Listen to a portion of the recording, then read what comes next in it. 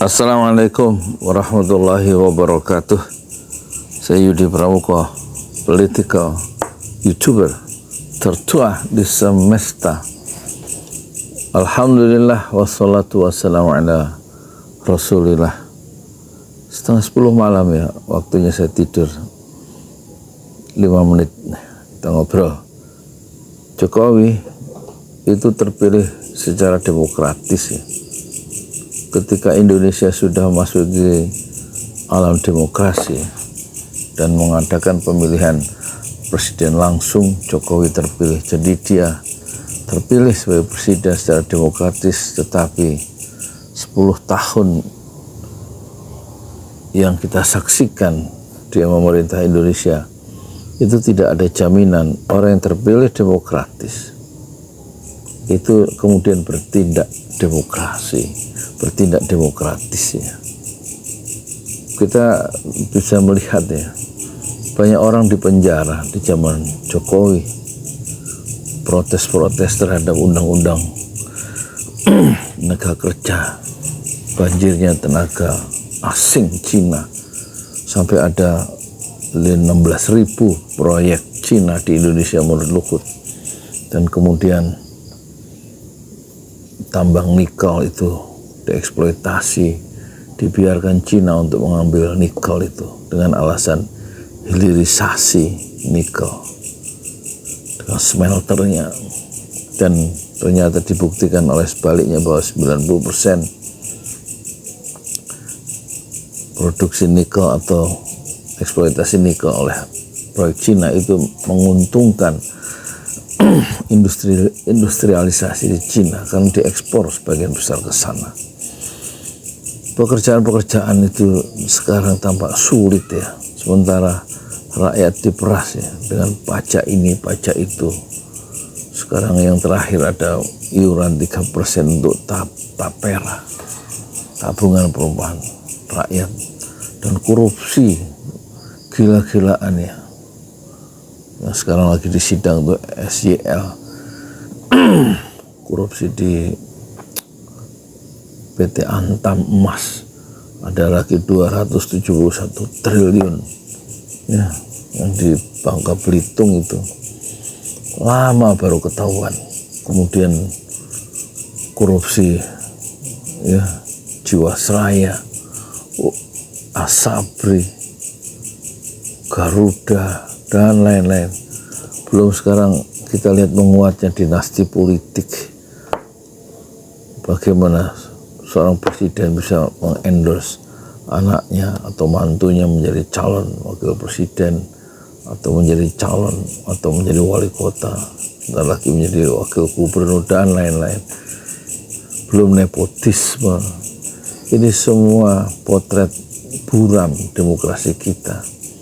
Dan semuanya dipimpin atau berada di bawah kepemimpinan Jokowi. Dan masalah Jokowi itu satu ya, tidak menghargai nilai dan tidak menghargai ideologi, kecuali hanya kerja, dan kemudian pekerjaan itu karena tidak dibimbing oleh nilai. Jadi segala cara, segala ambisi-ambisi politik dan mimpi-mimpi itu sebagai seorang penguasa bisa memberangus pendapat-pendapat yang sebaliknya dan meludahi etika dan nilai. Dan itulah yang terjadi. Oposisi tidak dirawat untuk tumbuh, kemudian kebebasan berpendapat itu bisa berakhir di penjara. Kita lihat Dr. Sagan dan Nainggolan masuk penjara, Jumhur Hidayat masuk penjara, dan lain-lain. Semakin banyak orang-orang yang disebut akan semakin ketinggalan. Belum yang tidak terkenal, itu beberapa untuk menyebutkan yang terkenal, yang kemudian mengalami nasib tragis karena berusaha untuk melakukan satu maintenance distance atau mengkritik penguasa dengan terang-terangan. Apalagi yang terpenting dan paling dramatis adalah di blognya tidak boleh pulangnya Habib Rizik Sihab selama 3 tahun 7 bulan, dan kemudian setelah pulang pun dengan usaha sendiri. Habib Rizik setelah tertahan 3 tahun 7 bulan di Mekah, setelah tiba tanggal 10 November 2020 dia langsung diburu dan 6 pengawalnya dibunuh. Kemudian organisasi alat perjuangannya dimatikan, yaitu dibubarkan Front Pembela Islam, diberangusnya Front TV, dan dijebloskannya Habib Rizik ke penjara. Ini betul-betul perilaku dari penguasa yang tidak demokratis.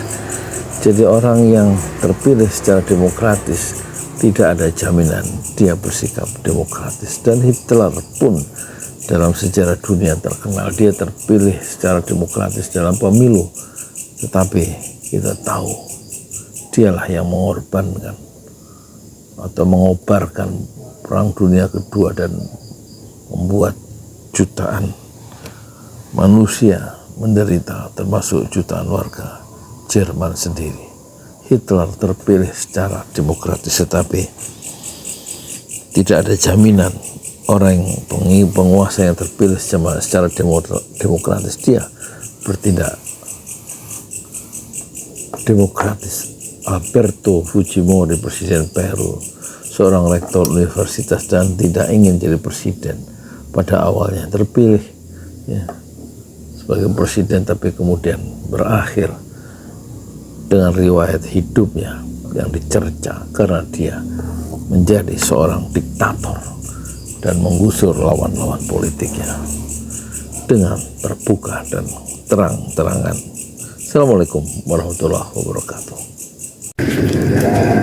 Masjid 6 Syuhada sebentar lagi selesai. Dinding lubang angin sebagian sudah terpasang, lantai 2, dan kemudian plafon termasuk lantai bukan keramik, granit 150 dus bersama tiang-tiang yang ada 16 setinggi 4,5 meter.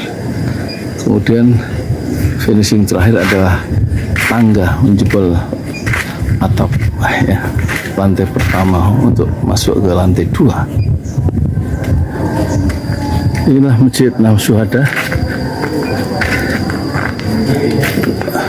2,5 tahun lalu dimulai pada 2 Agustus hari Senin 2021. Tinggal sedikit lagi insya Allah, dan lantainya dari keramik, bukan keramik, granit, sudah diresmikan lantai pertama. Nanti lantai kedua lewat sini tangganya jebol untuk masuk ke lantai 2. Inilah Masjid 6 Syuhada yang sangat megah karena dari bahan-bahan pilihan kualitas nomor 1.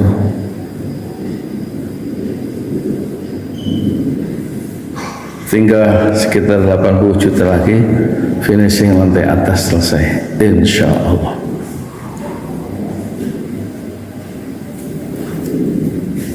Ya, inilah Masjid 6 Syuhada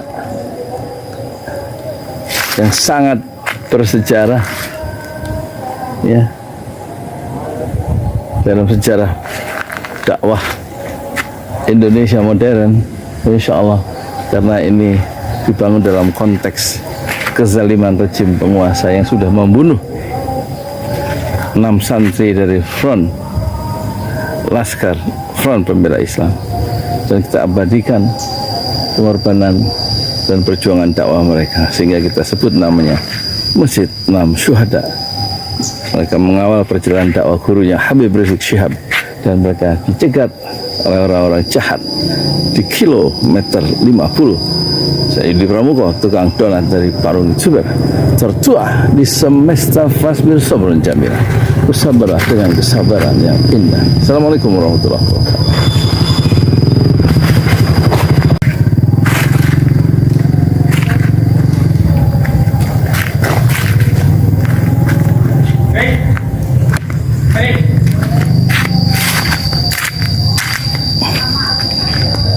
ada nggak ada yang kerja? Ya.